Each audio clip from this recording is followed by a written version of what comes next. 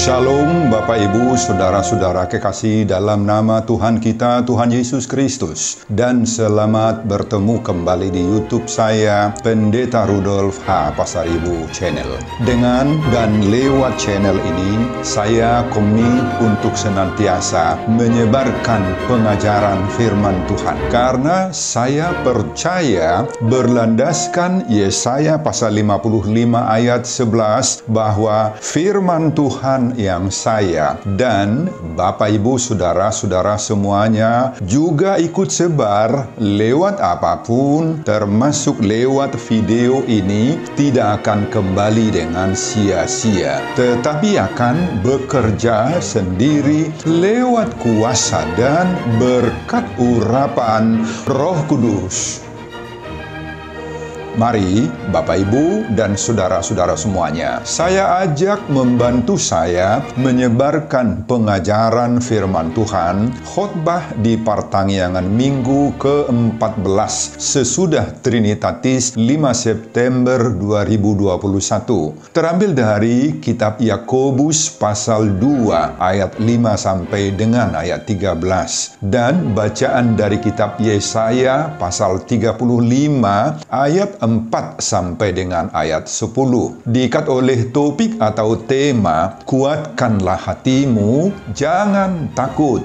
Dalam bahasa Batak dituliskan, Pirma todim unako tahutan. Saya baca untuk kita, simaklah pembacaan firman Tuhan berikut ini. Judul perikop Yakobus pasal 2 mulai dari ayat 1 sampai dengan ayat 13. Dan khotbah kita dari ayat 5 sampai dengan ayat 13 adalah jangan memandang muka.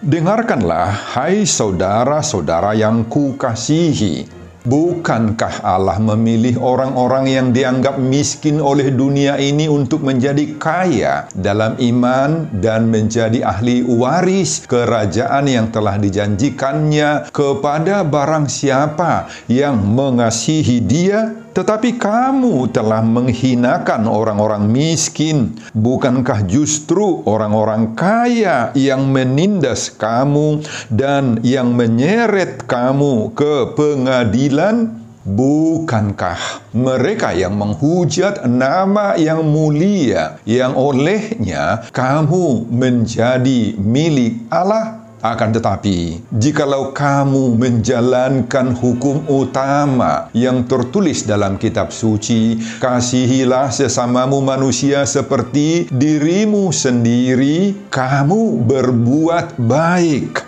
Tetapi, jikalau kamu memandang muka, kamu berbuat dosa. Dan oleh hukum itu menjadi nyata bahwa kamu melakukan pelanggaran. Sebab barang siapa menuruti seluruh hukum itu, tetapi mengabaikan satu bagian daripadanya, ia bersalah terhadap seluruhnya. Sebab ia yang mengatakan, jangan berzinah, ia mengatakan juga, jangan membunuh. Jadi jika kamu tidak berzina, tetapi membunuh, maka kamu menjadi pelanggar hukum juga. Berkatalah dan berlakulah seperti orang-orang yang akan dihakimi oleh hukum yang memerdekakan orang. Sebab penghakiman yang tak berbelas kasihan akan berlaku atas orang yang tidak berbelas kasihan. Tetapi belas kasihan akan menang atas penghakiman.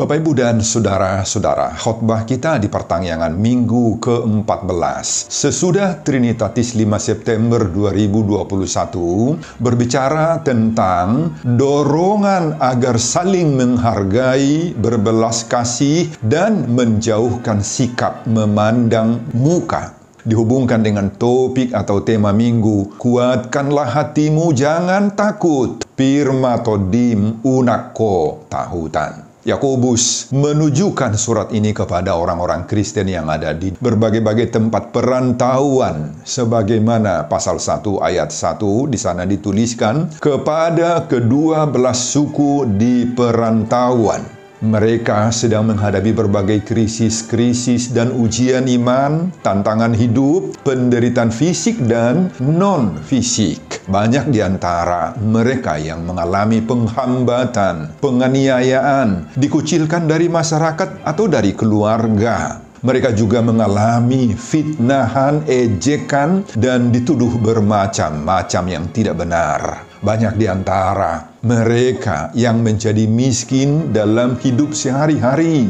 Sebagian dari mereka berbalik dari imannya, murtad karena tidak mampu menghadapi krisis-krisis iman, namun banyak yang bertahan dalam imannya kepada Yesus Kristus. Mereka setia sampai mati, setia sampai akhir. Mereka siap menghadapi ujian iman ini, bahkan di dalam sukacita. Dalam kondisi yang seperti itulah penulis surat Yakobus ini bermaksud memberi dorongan iman, semangat hidup, keteguhan hati agar mereka tidak putus asa, agar mereka bertahan dalam iman, kokoh dalam pendirian untuk ikut Kristus. Surat Yakobus ini memberi pembekalan bagi jemaat tentang arti dan makna penderitaan, ujian iman, cobaan rohani. Di awal suratnya ini, Yakobus memberi semangat yang kuat bagi orang Kristen yang menderita karena imannya itu. Dengan kalimat, berbahagialah orang yang bertahan dalam pencobaan, sebab apabila ia sudah tahan uji, ia akan menerima mahkota kehidupan yang dijanjikan Allah kepada barang siapa yang mengasihi dia. Yakobus 1 ayat 12. Dan khusus pada pasal 2 ini, mulai dari ayat 1 hingga ayat 13, penulis surat Yakobus ini menasehati kalangan warga jemaat supaya hidup di dalam iman yang sungguh-sungguh dan kasih mengasihi antara satu dengan yang lain.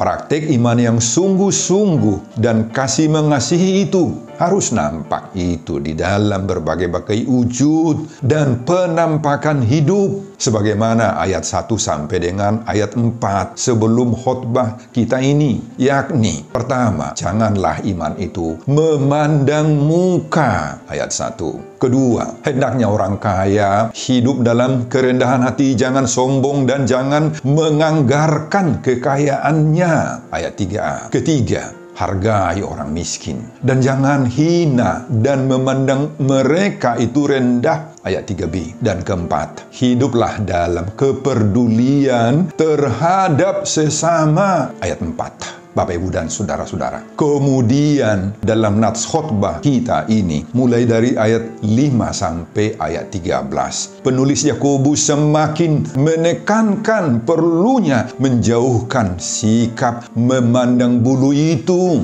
Mari kita lihat satu persatu ayat-ayat ini. Pada ayat 5 sampai dengan ayat 7, Yakobus mengingatkan jemaat tentang sikap memandang muka itu terdapat pada jemaat Kristen penerima surat ini.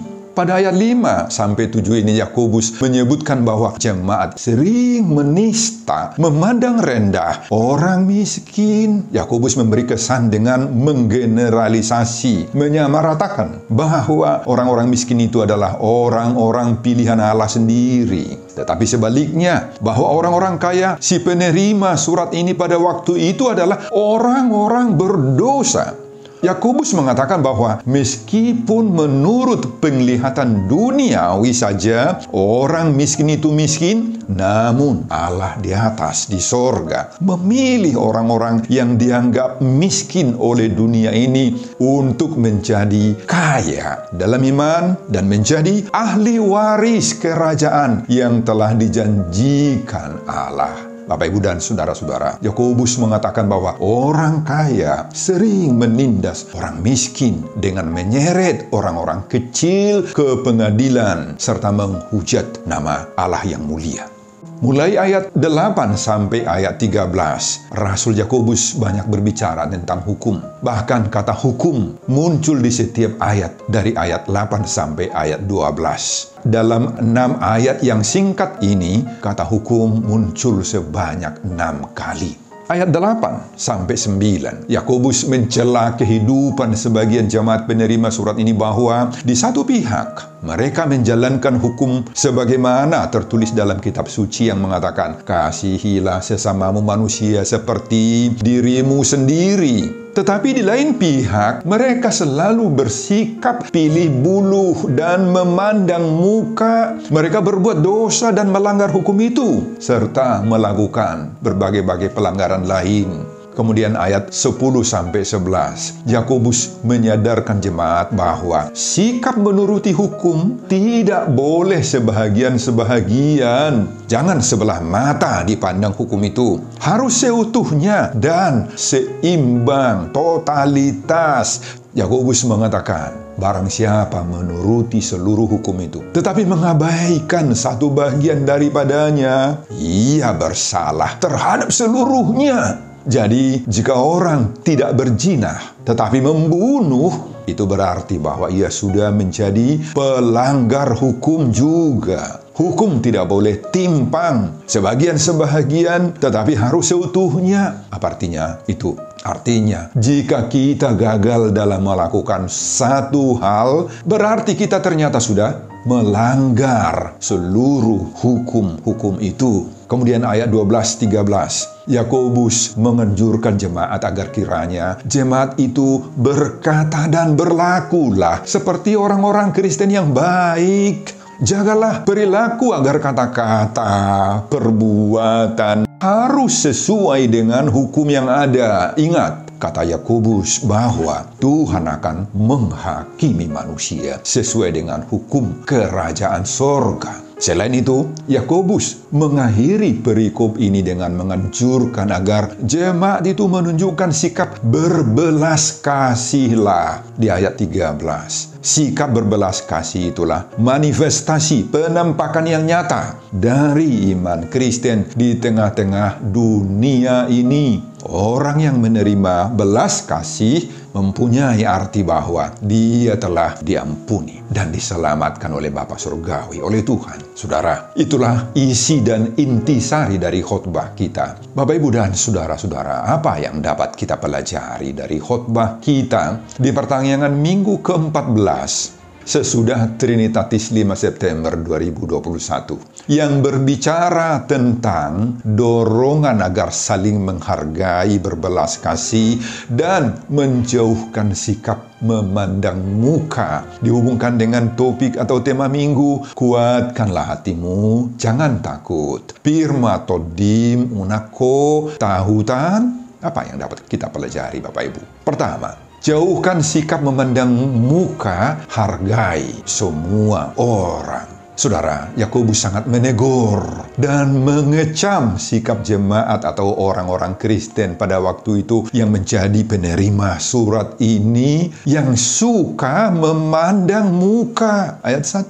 Apa artinya kalau disebut suka memandang muka? Bagaimana seseorang yang memandang muka ini? Saudara, memandang muka artinya memperlakukan seseorang atas dasar pilih kasih. Dengan kata lain, sering disebut memandang bulu. Memandang muka atau memandang bulu itu berarti mengistimewakan seseorang, sekelompok dengan tujuan tertentu di dalam hatinya. Misalnya apa tujuannya? Tujuannya mengharapkan sesuatu dari orang yang diperlakukan secara istimewa itu. Ya, mungkin imbalan, balas jasa, dan upah-upah pemberian lainnya. Yakobus mengambil contoh dari sikap memandang muka ini dalam kebiasaan perkumpulan Kristen yang pada waktu itu sering dipraktekkan oleh orang Kristen menurut Yakobus. Jika ada orang yang masuk ke dalam perkumpulan ibadah Kristen misalnya, yang berpenampilan rapi dengan perhiasan yang indah, menggunakan cincin emas, aksesoris yang lengkap, lantas dia akan diberi hormat dengan kata-kata sanjungan. Tempat duduk yang paling terhormat juga diberikan dengan mengatakan, "Silakan duduk Tuan di tempat yang baik ini." Tetapi tatkala yang datang itu adalah orang biasa, orang yang sederhana, bahkan termasuk jika dia orang miskin secara ekonomis. Orang seperti ini tidak akan disanjung, tidak akan dipuji, dihormati, tidak akan tidak disangko, bahkan akan dipeleoskan istilah orang Medan, artinya tidak diindahkan, Bapak Ibu. Bahkan kata-kata mereka terhadap orang yang seperti ini pun menurut Yakobus sangat menghina, melecehkan dia dengan mengatakan, "Berdirilah di sana," atau "Duduklah di lantai dekat tumpuan kakiku." Nah, kayak beginilah kebiasaan jemaat Kristen yang dilihat oleh Yakobus saat itu. Saudara, khotbah ini mengajar dan mengingatkan kita saat ini bahwa meskipun itu ditujukan kepada jemaat penerima surat ini dahulu kala, namun bisa saja sikap seperti itu juga sadar atau tidak sadar dilakukan oleh kita. Memandang muka, pilih bulu, pilih kasih, dan yang sejenis seperti itu. Saudara, sikap ini adalah sikap yang jauh dari sikap Kristiani. Di dalam sikap ini terkandung 3 kesalahan fatal yang perlu kita sadari. Pertama, kita sudah melakukan diskriminasi terhadap manusia. Dalam sikap seperti ini, kita sudah mengistimewakan seseorang dan merendahkan, menyepelekan yang lain. Kita sudah pilih-pilih kasih terhadap manusia sesama kita. Kesalahan kedua yang sangat fatal.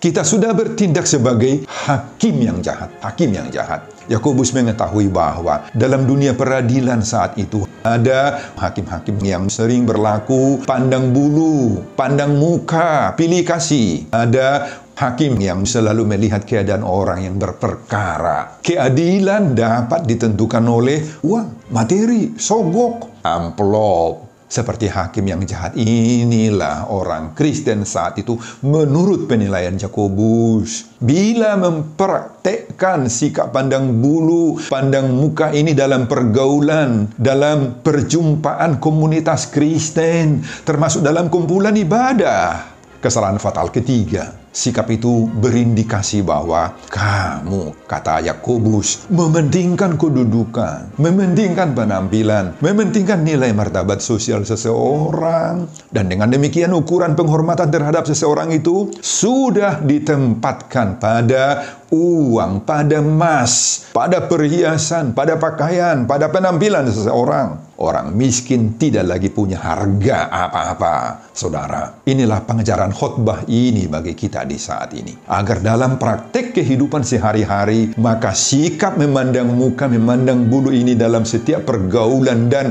pertemuan komunitas masyarakat kita jauhkan sama sekali, hindarkan dari dalam hidup orang Kristen kita sendiri. Saudara, mari kita tempatkan manusia itu sama dan sederajat.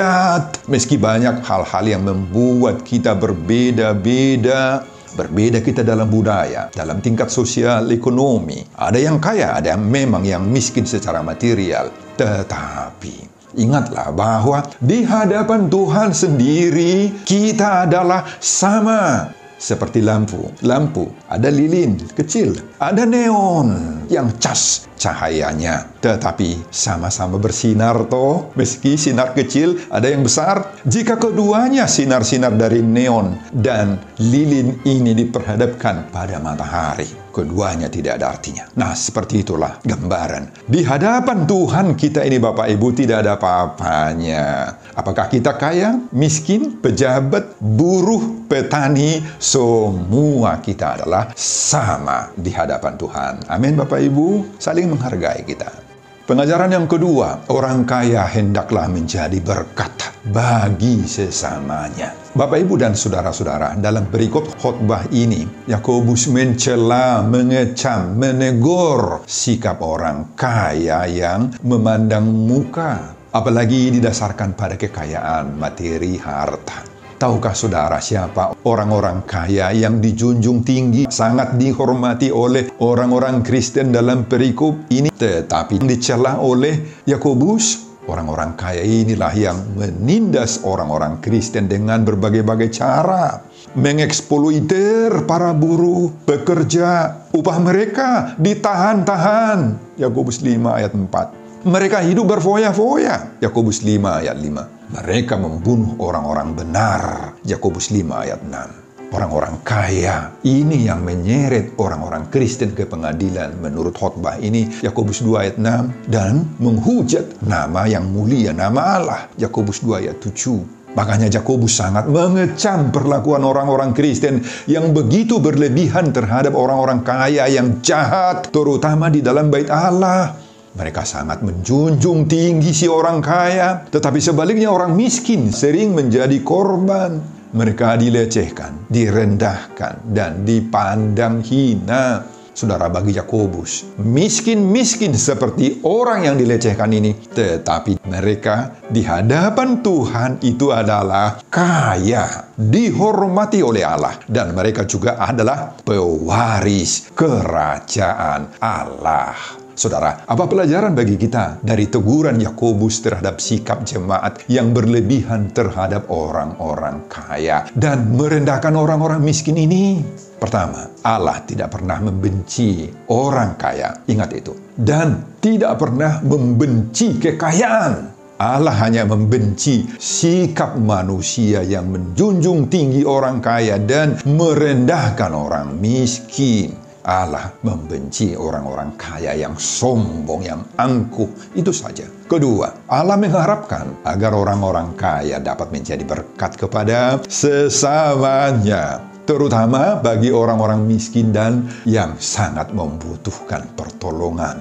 Agar orang kaya ini menjadi berkat kepada lingkungannya, kepada khususnya gereja.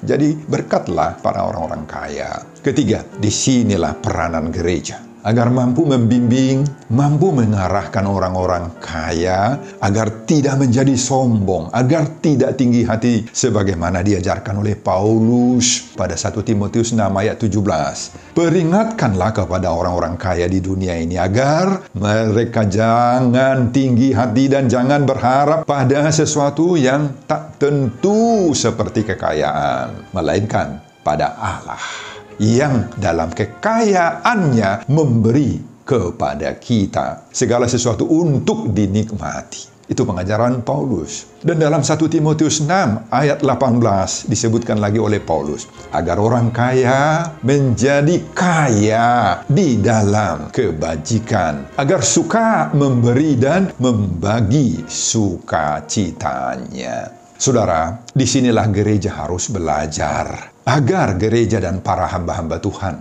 pelayan-pelayan gereja, tidak hanya menghendaki uang dari si orang kaya, tetapi tidak mengusahakan keselamatan imannya. Jangan. Bimbing dan kawallah iman si orang kaya, agar apa yang diajarkan oleh Paulus tadi dan Yakobus dalam surat ini tercapai di dalam diri orang si kaya, yakni dia menjadi berkat bagi semua orang. Betul, ini tidak mudah. Mengkawal iman dari seorang kaya tidak mudah, sebab pengaruh si orang kaya itu cukup kuat bagi gereja. Namun, seruan topik minggu ke-14 ini yang menyerukan, kuatkanlah hatimu, jangan takut. Firma atau demunako tahutan ini memberi kita semangat bahwa kita, yakni para pelayan gereja, akan mampu bekerja sama dan saling melayani bersama dengan orang-orang kaya. Amin, Bapak Ibu.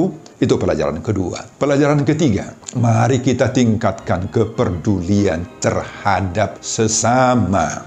Saudara, Yakobus mengatakan bahwa kepedulian itulah yang menjadi bukti dan tanda bahwa kita memiliki iman dan atau kepercayaan. Saudara, kita masih ingat betul pokok-pokok teologi Yakobus, ya? Yakobuslah yang mengajarkan bahwa kita tidak cukup hanya beriman saja. Iman harus dibuktikan dengan perbuatan. Itu pengajaran Yakobus yang paling utama. Lengkapnya Yakobus menuliskan dalam Yakobus 2 ayat 20. Iman tanpa perbuatan adalah iman yang kosong. Pada Yakobus 2 ayat 26, Yakobus mengatakan, iman tanpa perbuatan adalah mati. Saudara, inilah bukti daripada iman yang sudah bertumbuh di dalam diri kita, yakni akan ada kepedulian di dalam hidup kita. Kepedulian ini nampak dalam kemauan kita saling mengasihi. Apa artinya kalau kita sebut saling mengasihi? Di sini ada dua artinya. Pertama, jika ada orang lain yang berkekurangan, berkelemahan, dan kita bisa menolongnya, maka tolonglah dia, bantulah dia, ringankanlah kekurangannya, kelemahannya. Urupi maibana. Inilah yang disebut dalam bahasa Ibrani hesed. Hesed, artinya hesed itu menggendong, mangopa, makuti, sesuatu barang atau beban yang berat ditempatkan di atas kepala. Memikul atau menempatkan seseorang itu dalam pelukannya, dalam bebannya. Memang berat karena menambah beban kita. Tetapi itulah tanda kasih kita kepada orang yang kita bantu itu. Mereka kita tempatkan di dalam beban-beban kita untuk meringankan beban-beban berat mereka.